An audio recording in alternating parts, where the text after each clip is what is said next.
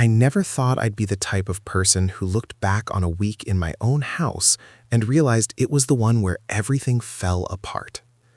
I mean, I always pictured betrayal as something dramatic, like in the movies, with yelling and smashed furniture. But in reality, it sneaks in quietly. You don't even notice the tiny shifts at first, the shared glances that linger a second too long, the texts you think are work-related but aren't. That week started with what seemed like the most innocent thing in the world. My sister, Jenna, asking if she could crash at our place for a few weeks after her divorce. I didn't hesitate. She was devastated, crying on the phone, telling me she had nowhere else to go. And honestly, I loved her. I wanted her safe, wanted her to feel like she had a home while she tried to pick up the pieces of her shattered life.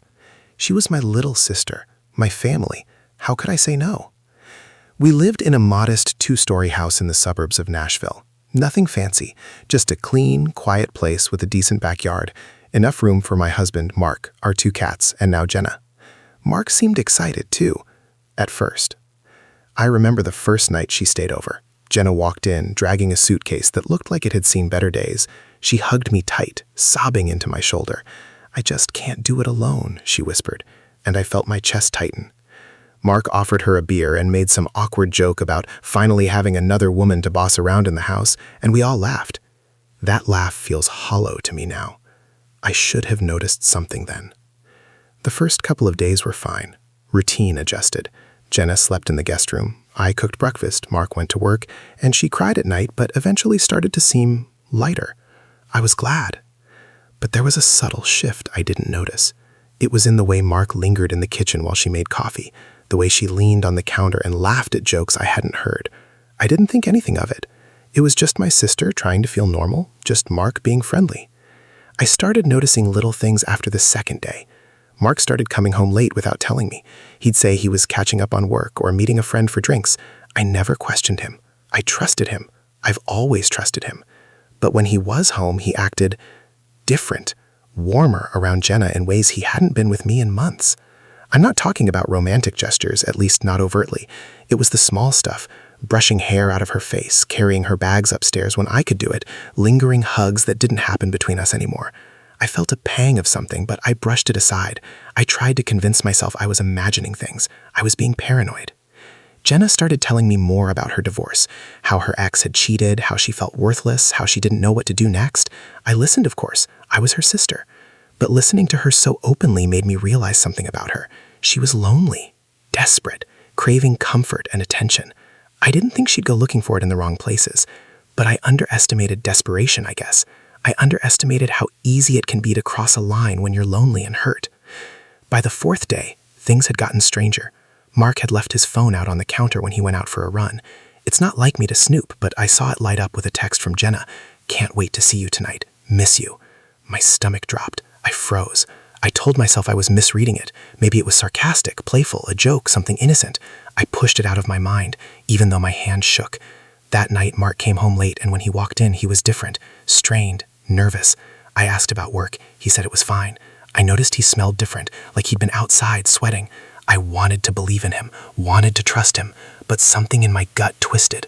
I lay awake that night in our bedroom, staring at the ceiling, replaying every interaction I'd witnessed between him and Jenna. I didn't want to believe it, but doubt had taken root, and once it does, it doesn't go away quietly. The next day, I tried to act normal. I wanted to have breakfast with Jenna, talk about her plans, make her feel welcome. But when I came downstairs, they were in the kitchen together, and it felt like the room shrank. I walked in, trying to act cheerful. "Morning," I said, pouring coffee. Jenna smiled at me, too wide, like she knew something I didn't. Mark looked up from his phone, startled, and I swear, just for a second, his face fell. It was subtle, a flicker of guilt maybe, or fear. The tension escalated quickly after that. I found myself watching them, noticing how they laughed at inside jokes I wasn't part of, noticing how they would brush shoulders, lean close when they talked. I felt myself shrinking in my own house, feeling invisible in the place I should have felt safest. I tried to tell myself it wasn't happening, that I was imagining it, but deep down I couldn't ignore the truth. My heart screamed at me. Something was happening, something I wasn't supposed to see. That Friday, I went out for a girls' lunch with Jenna. I wanted to reconnect with her, to feel like we were still sisters, just her and me. We sat in a small cafe in East Nashville, and she started talking about her feelings, but something in her voice changed when she mentioned Mark. She said, "He's been really nice to me, like more than anyone should be. I laughed nervously, trying to brush it off, and she smiled, but it wasn't a comfortable smile. It was the kind of smile that hides a secret, a guilty smile. My stomach twisted. By the time I got home that afternoon, the house felt different. Empty, but not in the usual quiet way. It was tense, charged. I went to the kitchen to grab a glass of water and froze. Their mugs were stacked together on the counter, side by side. Nothing about that should have screamed guilt, but it did. I don't know how to explain it. I felt a weight pressing down, like I had walked into a trap I didn't even know existed. I tried to confront my feelings logically. Maybe I was jealous. Maybe I was overreacting. I remembered that my marriage had hit some rough patches, that I and Mark had argued more than usual over the past year. But something in my gut, something primal, told me this wasn't just about us. This was different. This was dangerous. Saturday night, I stayed up later than usual, listening to the house. I heard the faintest creak of our bedroom door. I grabbed a robe and went out into the hallway, just to see Mark slip into the guest room. My chest tightened. I didn't knock. I didn't want to interrupt. But I couldn't move either. I just froze. And then I heard her laugh. Not a nervous laugh, not a joking laugh. Something warm, intimate. Something I hadn't heard in years from my own husband. I didn't sleep that night. I wandered the house like a ghost, trying to convince myself I was wrong, trying to make sense of the signals I had ignored. By morning, I knew. I couldn't pretend anymore. My house, the place I had built with love and trust, had become a stage for something I never imagined could happen. My sister, the woman I had always protected, had crossed some invisible line. My husband, the man I had trusted completely, had stepped over it with her. Sunday, I made a choice. I had to know, definitively, if what I suspected was real. I knew snooping was wrong, but I couldn't live with this uncertainty. I checked their phones when they were out. I saw messages, pictures, glimpses of texts that made my heart pound and my stomach drop. I saw dates, plans, innuendos, and most devastatingly, the casual way they talked to each other like they'd been hiding something for months. Months. Not days. Months. The proof hit me harder than anything I'd expected. I felt sick, dizzy, angry, betrayed beyond reason. I wanted to scream, to throw things, to make them understand the magnitude of what they had done. But I didn't. I sat on the living room couch, trembling, staring at the floor, imagining how they could do this to me, how they could betray me in the quiet, in my own home. And then a thought hit me that made my vision blur. It wasn't just the affair. They were planning something, or had been, that I couldn't see yet. There were gaps in the timeline, nights unaccounted for, money missing, little things that made no sense until I realized it was all connected. By the end of that Sunday, I was numb. Jenna came into the living room, her hair messy from sleeping, looking like nothing was wrong. Mark was in the kitchen, humming while he made coffee, completely unaware that the world I knew had cracked wide open. And I sat there, shaking, my mind racing, knowing that the next move, the confrontation, the inevitable chaos, was just around the corner. I didn't know if I would survive it emotionally, or what I would do when I finally had them both in front of me, knowing exactly what had been happening behind my back. I spent that night writing down everything I had noticed, the texts, the timing, the subtle signs I had ignored. I had to keep track, had to have a plan. I didn't want to confront them blindly. I didn't know if I could even trust my own judgment anymore, but the fear, the betrayal, and the rage pushed me forward. By morning, I had decided I couldn't live in this limbo any longer. The confrontation was coming, whether I was ready or not. And in that moment, I understood the full weight of my own naivety. Sometimes, the people closest to you, the ones you love the most, are the ones who hurt you in ways you never saw coming. I remember sitting on our back porch that morning, staring at the quiet street, the sun breaking through the clouds, and feeling the world I thought I knew slip through my fingers. Jenna was inside, probably getting ready, probably oblivious to the storm she had triggered. Mark was upstairs, probably checking his phone, probably thinking everything was fine. And I sat there, shaking, trying to figure out how to navigate the wreckage of my life before it completely consumed me. That's where it all started, the unraveling. I wish I could tell you it was just a fleeting betrayal, a mistake to be forgiven. But it wasn't. It was calculated, quiet, and horrifyingly deliberate. And I couldn't ignore it anymore. I knew that once I confronted them, nothing would ever be the same again. I just didn't know if I could survive the truth. And more importantly, I didn't know if I wanted to. The confrontation didn't happen immediately, though. I wanted it to. I spent hours pacing the house, replaying every moment, every smile, every glance. I questioned my own sanity. Maybe I was imagining things, maybe I was overreacting. But the evidence on their phones, the secretive looks, the subtle touches I had ignored, all of it screamed the truth louder than anything I could suppress. I couldn't sleep. I barely ate. I caught myself staring at Jenna when she was brushing her hair in the mirror, Mark when he leaned too close while showing her something on his laptop, and I felt this horrible mix of anger, betrayal, and disbelief that consumed me completely.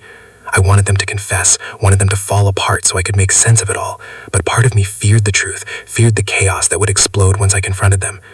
By Tuesday, I started noticing patterns, almost like a rhythm of deception I hadn't noticed before. Mark was taking longer showers, leaving work early but showing up late to commitments, his shirt smelling faintly of perfume that wasn't mine. Jenna was constantly texting, sometimes giggling to herself, sometimes snapping back at Mark in ways that didn't make sense unless you knew the context. I caught them once whispering in the kitchen while I was doing the dishes, and the way they froze when I entered the room, eyes darting away, made my blood run cold. My own home had become a minefield, and every room held the weight of their secrets. That night, I decided to do something I never thought I'd do. I set up a little trap of my own. I pretended to go to bed early, hiding in the shadows of the bedroom with my phone recording audio. I told myself it was about getting proof, about knowing once and for all. Hours passed. The house was quiet, and I started thinking maybe I had been wrong, that I was letting paranoia control me. And then I heard it, the soft creak of the guest room door. I froze. They whispered each other's names, and I could hear the muffled laughter, the intimacy in their voices that should have been reserved for me. My chest tightened, and I felt this wave of nausea mixed with rage. It was happening, right there, right under my nose. I left the bedroom pretending to be asleep, but the next morning, everything changed. The air in the house was thick, heavy, loaded with tension I could taste. Jenna was unusually quiet, Mark was distracted, and I realized I had already crossed an invisible line in my own mind. I was no longer just a wife and sister trying to support family. I was a detective, a witness, a victim of something I didn't know how to fight against. And in the middle of all of this, I had to act normal, pretend like nothing had shifted, because exposing them too early would ruin my chance to understand the full scope of the betrayal.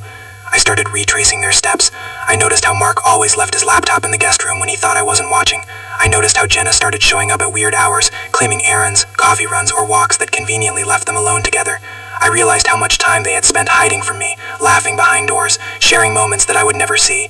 The house that once felt safe and warm was now a cold labyrinth of lies, and every time I looked at them, I saw the betrayal etched into their faces, even when they smiled. Then came the first physical evidence that made me feel like my world was imploding. I found a receipt in Jenna's coat pocket for a hotel a few blocks away, just a quick overnight stay, nothing too obvious at first glance. I didn't know the date, but I knew what it meant. They had been sneaking out, finding ways to be together without me noticing. My stomach turned into a knot I couldn't untie. I wanted to scream. I wanted to throw the coat across the room. I wanted to rip the house apart, but I didn't. I felt frozen, paralyzed by the scale of what was happening. I decided to confront Jenna first. I needed answers, and I needed to see if she had any shame, any remorse, anything that could humanize her in my eyes. I cornered her in the kitchen while Mark was out running errands. "Jenna, we need to talk," I said, keeping my voice steady, though my heart was hammering. She looked at me, her eyes wide, like she was caught in a lie she didn't expect to be exposed. I asked her point blank, "What's going on between you and Mark?" She hesitated. That pause alone shattered any illusions I still had about innocence. Then she smiled, nervously, but with a kind of pride, like she had been waiting for me to figure it out. "It's complicated," she said. Complicated. That word will haunt me forever. I pressed her, every ounce of dignity fighting to maintain calm. Complicated? You're my sister, Jenna. My husband, and you? How long? Her gaze dropped, and I could see her trying to calculate if she should lie or tell the truth. Finally, she whispered, "A few months, maybe longer." Months. Months. The word repeated in my head like a drumbeat, hammering through every fiber of my being. I felt like I had been living in a lie, like the foundation of my life had been stripped away while I slept, ate, and went about my daily life oblivious to the destruction being orchestrated right under my nose. When Mark came home that evening, I was waiting. I wanted him to see the evidence, to know I had pieced it together. I didn't say a word at first. I just held up the receipt. His face went pale. He knew. He had assumed I wouldn't find out yet, and the realization that I had already discovered everything seemed to terrify him. It's not what you think," he stammered. But I knew better. I had been betrayed by the person I loved, by the person I had trusted to build a life with, by the person who had sworn to be loyal to me. His excuses, his stumbling words meant nothing anymore. I had already felt the weight of the betrayal, seen it in their eyes, and heard it in their whispers. The confrontation escalated quickly, voices raised, tears tears, accusations thrown like knives. Jenna tried to justify herself, said she was lonely, said she didn't know how to handle her divorce, said she needed someone who cared. Mark tried to shift blame, said he was confused, said he was weak, said he never meant for it to happen. But I couldn't hear them. I could only feel the raw, burning anger and hurt, the kind that twists your insides and makes you question everything you thought you knew about people you loved. I remember sitting on the couch afterward, exhausted, shaking, tears streaking my face, and listening to them argue in the kitchen while I tried to piece together how I had been blind for so long. I thought I knew them, thought I could read them like an open book. I had loved them, trusted them, believed in them. And now, all of it was ashes. Their betrayal wasn't a momentary lapse. It was a careful, sustained, hidden affair that had infiltrated the very fabric of my home, my family, my life. I started thinking about the lies I had missed, the signs I had ignored, the late nights, the sudden errands, the strange moods, the laughter behind closed doors. Everything clicked into place, and the magnitude of it hit me like a freight train. I had unknowingly been a spectator to their secret life. My home turned into a theater of deception I had never imagined. And the worst part? It wasn't just emotional betrayal. It was the violation of trust on a scale I couldn't have prepared for. The days that followed were a blur of confrontation, planning, and reflection.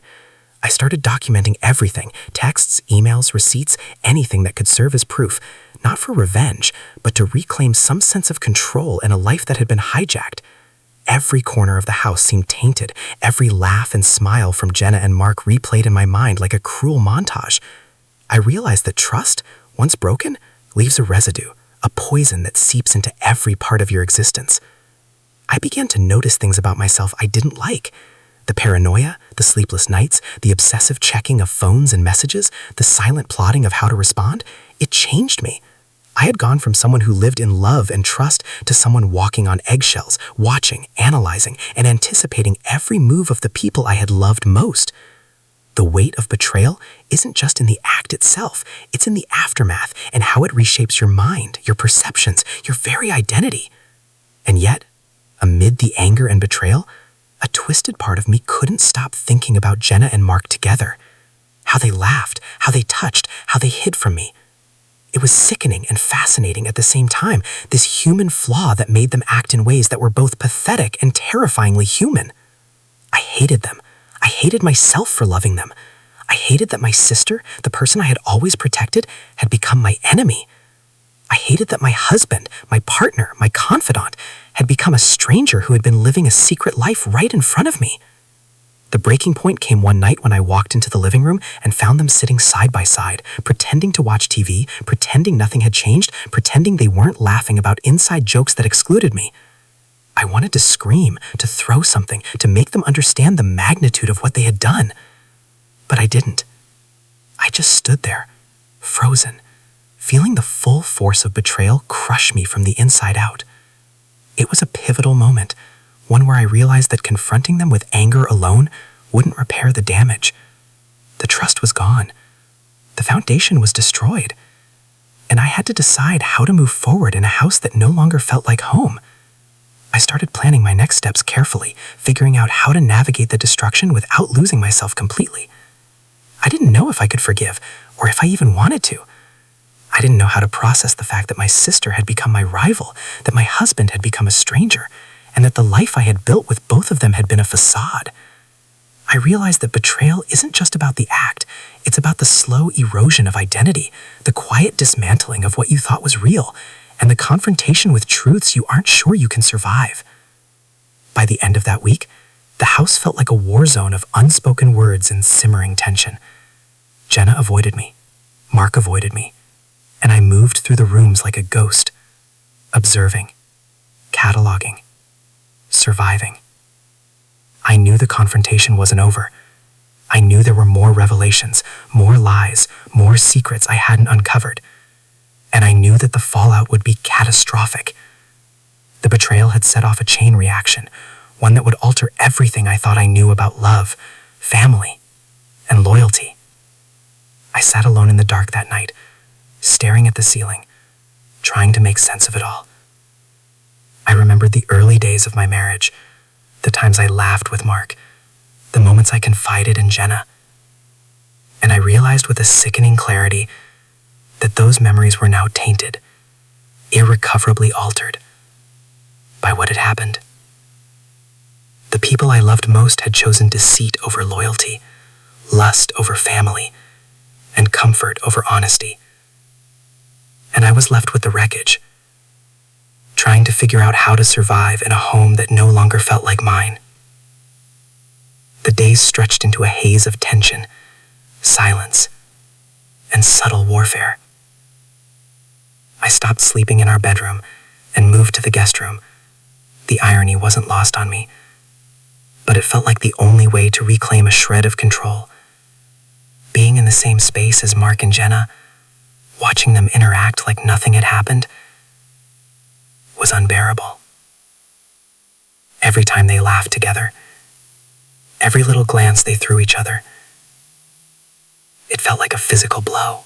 I started timing their movements, noticing patterns I hadn't before. Mark left for work and didn't come back until late. Jenna went on walks around the neighborhood, sometimes carrying a bag, sometimes returning empty-handed. Every unexplained movement fed the gnawing suspicion that they were taking the affair further, that what I had uncovered was only the surface. I became obsessed with surveillance, quietly watching from windows, taking mental notes. I even started tracking receipts, noticing credit card charges that didn't make sense. Coffee runs, late-night hotel stays, small purchases at stores I had never been to. The realization hit me that their affair wasn't a momentary lapse. It was a carefully maintained secret life, built over weeks, maybe months, right under my nose. Every interaction they had, every lie they told, was part of a game they were playing, and I was the one left blindfolded. One afternoon, I decided to confront Mark directly. I caught him in the garage, pretending to work on the lawnmower. My hands were shaking, but I forced my voice to stay steady. "Mark, we need to talk," I said.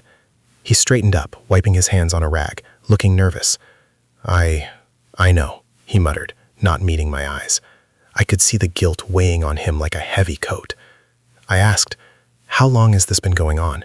And he hesitated, trying to calculate how much to reveal. Finally, he admitted, "A few months. It just happened. I didn't plan it." I could feel my blood boiling, the betrayal cutting through me like ice. The words sounded hollow to me, meaningless. It wasn't just months. It was our life, our trust, our home they had desecrated. That night, Jenna came to me in the kitchen, trying to explain herself. She sat at the counter, fidgeting with her fingers. "I didn't mean for this to happen," she whispered. I wanted to scream, wanted to rip the words from her mouth, wanted her to feel even a fraction of what I felt. Instead, I just stared. "You didn't mean for this to happen," I repeated. "You're living in my house. You're with my husband, and this, you call it an accident?" She started crying, but her tears didn't soften me. If anything, they made me angrier. She had chosen to cross the line, knowing exactly what she was doing. I realized then that the dynamic had shifted. I couldn't just confront them and expect honesty or remorse. They were defensive, manipulative, protective of each other, and aware of the power they had over me through deceit. Every conversation became a mental battlefield. I had to strategize, plan my moves carefully, because reacting emotionally only gave them the upper hand. I was furious, hurt, devastated, and yet I had to maintain composure if I wanted to survive this without losing myself entirely. The breaking point came when I caught them together, not in whispers or secretive glances, but fully engaged in the intimacy they had hidden. I was in the laundry room, folding clothes, when I heard them laughing behind the closed guest room door. My heart sank, and my hands trembled as I listened. The sound of their voices, warm, intimate, unguarded, was unbearable. I didn't know whether to scream or run. Instead, I stood frozen, feeling a storm of rage, grief, and disbelief wash over me. My home, the place I had loved, had been transformed into a stage for their deception. I knew then that this wasn't just about betrayal. This was about my own survival. I couldn't let them continue like this. I had to reclaim my home, my life, and my sanity. I started documenting everything: texts, receipts, conversations I overheard. I even recorded moments when they thought I wasn't paying attention, capturing their laughter, their casual physical touches, the way they existed in a world that excluded me. It was painful, humiliating, but necessary. I needed proof, not for revenge, though that thought tempted me, Every day became a meticulous balance of observation and self-preservation. I pretended to carry on with normal life, working from home, cooking, keeping up appearances for the neighbors, all while quietly cataloging every sign of their betrayal. I noticed patterns I had missed before, how Mark would always wash his clothes late at night, how Jenna's schedule mirrored his, how they left the house together occasionally, pretending errands but returning with subtle evidence that betrayed the truth. I was living inside a psychological trap of my own making, constantly anticipating their next move, calculating how I could confront them without destroying myself entirely. Then came the moment that truly shattered me. I found emails on Mark's laptop detailing plans for trips, hotel stays, and even financial arrangements that excluded me entirely. They were building a life within my life, a secret reality I hadn't even imagined. I stared at the screen, feeling the floor drop beneath me. The magnitude of their deception was staggering. It wasn't a casual affair. It was an orchestrated life of secrets, meticulously crafted to avoid detection, and I had been blind, naive, trusted, completely unaware of the depths of their duplicity. I started questioning everything about my marriage, my relationship with Jenna, even my own judgment. How could I have missed the signs? How could I have invited her into my home, thinking I was helping my sister heal, when all the while she was plotting behind my back with the man I trusted most? Every memory, every laugh we shared as a family, every moment of trust, suddenly felt tainted. I was furious, humiliated, devastated, and utterly alone in a house that should have been my sanctuary. The confrontation escalated further when I finally demanded to sit down with both of them. I set the table, placed their drinks in front of them, and made it clear this conversation would not end until every question was answered. I watched them squirm, their casual facades crumbling under the weight of my silent fury. I asked questions I had avoided for weeks, probing their actions, their intentions, their feelings for each other, and every answer was a dagger twisting in my chest. They didn't even try to hide anymore. The affair had become brazen, and their casual confidence in their deception enraged me beyond words. In those hours, I felt something shift inside me. I wasn't just a betrayed wife or a hurt sister anymore. I was someone awakening to the truth, someone realizing that the people I loved most could also be the ones who hurt me the most. I felt the raw intensity of betrayal, the suffocating weight of deception, and yet amid the anger, a cold clarity emerged. I needed to survive this. I needed to reclaim my life, my home, and my sense of self, and that meant I had to play the long game, observe, plan, and confront at the exact right moment. The days that followed were surreal. I moved through the house like a ghost, observing every interaction, cataloging every movement, silently building my understanding of how deep their betrayal ran.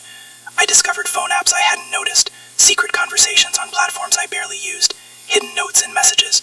It was as though I had been living with strangers for months, and every detail I uncovered only confirmed the scale of the deception. My own home had become a battlefield, and I was caught in the crossfire of people I had loved unconditionally. The psychological toll was enormous. I had nightmares where they laughed in my face, where Mark confessed everything to Jenna in front of me, where I was powerless to stop them. I caught myself staring at the ceiling for hours, replaying moments, imagining scenarios, trying to anticipate their next move. I realized that betrayal is not a single act. It's a continuous, consuming storm that reshapes reality, twists your mind, and leaves you questioning every aspect of your existence. Eventually, I reached a breaking point. I couldn't pretend anymore, couldn't endure the unbearable tension of silent observation. I knew I had to act decisively, but carefully. Every step, every word, every glance had to be calculated to ensure that when I confronted them, I had the full upper hand, not just in evidence, but in control of the narrative. I realized that this wasn't just about exposing their affair anymore. It was about reclaiming the life they had stolen, protecting my dignity, and ensuring that the betrayal would not define me. One night, I stayed awake long after they went to bed, planning, rehearsing the confrontation in my head. I imagined every scenario, the rage, the tears, the excuses, the apologies, or lack thereof. I felt the weight of the months of deception pressing down, and I understood that the next step would determine everything. This wasn't just a story of betrayal anymore. It was a test of survival, of resilience, of taking back control from the people who had dismantled the life I had built. And yet, amidst the anger and heartbreak, a strange clarity emerged. I realized that they were not invincible, that their arrogance and carelessness had left a trail I could follow. I realized that I had the power, even in my grief, to reclaim what was mine. The final confrontation, when it came, would be devastating, messy, and life-altering. But I had no choice. I had to see it through, had to confront them with the full weight of truth, had to strip away every layer of deceit, and expose the raw, ugly reality of what they had done. The morning I finally decided to confront them both, the house felt different, tense, electric, like the air itself was holding its breath. I woke early, moved silently through the kitchen, and made coffee as if it were just another normal day. But inside, I was anything but calm. I had rehearsed this moment countless times in my head, each scenario darker and more devastating than the last. I knew I couldn't let my anger control me too soon, couldn't let them see me crumble before I had everything in place. I needed clarity, precision, and an unshakable presence. I was done hiding, done pretending that their laughter behind closed doors, their secret touches, and their calculated smiles didn't poison the very walls of my home. Mark was the first to come down. He seemed nervous, but tried to act casual, his usual confidence gone. Jenna followed, dragging her feet, casting quick glances at me like a guilty child caught red-handed. I gestured toward the living room, where I had already placed their phones, receipts, and emails on the coffee table. I didn't speak immediately. I just sat on the couch, folded my hands, and waited. The weight of my silence was suffocating, pressing down on them in a way that no angry words could. I could see it in their eyes, the first flickers of panic, the realization that I had discovered everything. Finally, I broke the silence. "I know everything," I said calmly, my voice steady but cold. They froze. Jenna's hand flew to her mouth. Mark's jaw tightened. "Everything," I repeated louder this time. "The texts, the emails, the trips, the hotel stays, I've seen it all." I let the words hang in the room like a guillotine, watching their reactions. The air was thick, heavy with guilt, tension, and fear. I had never felt so powerful and powerless at the same time. I was angry beyond measure, and yet I had to maintain control. This confrontation wasn't just about exposing them, it was about reclaiming my life from the wreckage they had created. Jenna tried to speak first, her voice trembling. "It's not what you think," she started. I cut her off immediately. Don't even try to twist it. I know exactly what it is. You knew what you were doing. You weren't lonely. You were willing to betray your own family for your desires. You made choices." Her eyes filled with tears, but they didn't soften me. If anything, they hardened my resolve. She had played the victim for long enough. Now she had to face the consequences. Mark tried next, stammering. I made a mistake. I didn't—" "Mistake?" I interrupted sharply. "Do you think this is a mistake?" "Months, Mark. Months of lying, sneaking around, building a secret life in my own house. That's not a mistake. That's betrayal. That's a decision you made every single day to hurt me, to hide the truth, to choose her over me." His face went pale, and I could see the panic rising. He realized finally that there was no excuse, no justification that would protect him from the truth of his actions. I spent hours tearing through the timeline of their deception. Every lie, every omission, every carefully hidden conversation laid bare. I recounted the days they were gone, the nights they spent alone, the secret glances and touches I had witnessed but ignored. I brought up receipts, credit card statements, emails, and text messages. Each revelation hit them like a punch to the gut. I didn't hold back, and they couldn't hide. The evidence was undeniable, and for the first time in weeks, I felt a twisted sense of relief. Relief that the shadow over my life was finally exposed, that the truth was out, raw and brutal. As the confrontation continued, I noticed something terrifying. They had become reliant on each other, their bond forged in deceit, and even in panic, they instinctively sought comfort in one another. It made my blood boil. How could they stand there, clinging to each other, knowing the destruction they had caused? I realized that part of the betrayal wasn't just the affair, it was the way they had emotionally entangled themselves, creating a web that I couldn't simply untangle with anger alone. I had to dismantle it piece by piece, but carefully, without losing myself in the process. By the evening, the emotional intensity had reached its peak. Jenna and Mark were both crying, pleading, blaming, and trying to justify themselves. I listened, silent, cataloging every word, every tear, every defensiveness. I realized in their panic they revealed the depth of their manipulation, how they had normalized deceit themselves. They had rationalized lying, sneaking, and emotional betrayal because they thought they could get away with it, but I wasn't going to let that happen. Not anymore. I made the decision to separate them immediately. Mark would have to leave the house. Jenna, despite being my sister, would have to find another place to stay.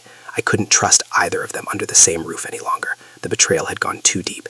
The intimacy, the secret plans, the casual deception, it couldn't be ignored. I gave Mark the ultimatum: pack his things, stay with a friend, and figure out what he wanted, because he could no longer be part of my life in the house he had ruined. He protested, cried, tried to negotiate, but I was firm. This wasn't about revenge, it was about reclaiming my own sanity and space. Jenna was next. She looked at me like I was betraying her, like she had done nothing wrong. I didn't argue. I just told her the truth. She had violated my trust in the worst possible way, and no apology could undo it. she would have to move out. I offered her a timeline, a chance to gather her things, and a warning. I would not tolerate any attempts to manipulate or gaslight me. Her tears and pleas bounced off me. I was unmoved. She had made her choices, and now she had to face the consequences. After they left, the house felt surreal, silent, empty, and hollow. The weight of weeks of lies had been lifted, but the scars remained. I wandered from room to room, remembering the moments, replaying conversations, the laughter, the smiles that had been built on deception. I felt the ache of betrayal deep in my chest, a mix of grief, rage, and disbelief.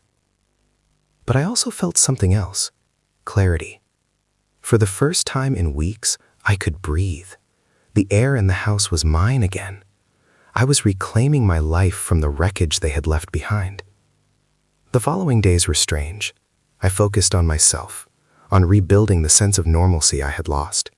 I reconnected with friends, returned to routines, and tried to reclaim the small joys that had been overshadowed by the affair. I thought about Mark and Jenna often, about the lives they had tried to build within mine, about the betrayal that had threatened to destroy me. And I understood something essential. I couldn't change what they had done, couldn't undo the months of deception. But I could control how I responded, how I healed, and how I reclaimed my own power. In the weeks that followed, I made changes in the house, in my routines, and in my life. I installed locks, reorganized spaces, created boundaries, and most importantly, I focused on myself. I realized that trust, once broken, cannot be restored to its original state. But respect, for yourself, for your own life, can be rebuilt, piece by piece. I felt the first real glimmers of empowerment in months. The knowledge that I had survived something unimaginable and come out intact, stronger, and aware. I also realized something about Jenna and Mark. They were flawed, human, and selfish in ways that hurt me deeply. But I also understood that their betrayal was as much about their own weaknesses as it was about any attraction or desire. It didn't excuse them. It never could. But it helped me process the anger. Helped me see them as people capable of terrible mistakes, not monsters, not invincible forces. It was a step toward reclaiming my own emotional balance, toward moving forward without letting the betrayal define me. Months later, I look back on that time with a mixture of horror and gratitude. Horror for the betrayal, the lies, and the deception. Gratitude for my own resilience, for the clarity I gained, for the understanding that no one can take your life, your sanity, or your power without your consent. I rebuilt my home, my routines, and my emotional boundaries. I learned that trust is fragile, but self-respect is unbreakable if you protect it fiercely. The experience left scars, yes. Nights spent replaying moments, mornings waking up to memories of betrayal, lingering doubts about my judgment. But it also left strength, awareness, and an understanding of human flaws that I hadn't possessed before. I am more vigilant now, yes, but I am also more grounded. I know what I will tolerate, what I will fight for, and what I will never allow again. My life has been reshaped, irrevocably, by their actions, but I survived, I endured, and I reclaimed my home, my peace, and my sense of self. Looking back, I understand the full weight of what happened.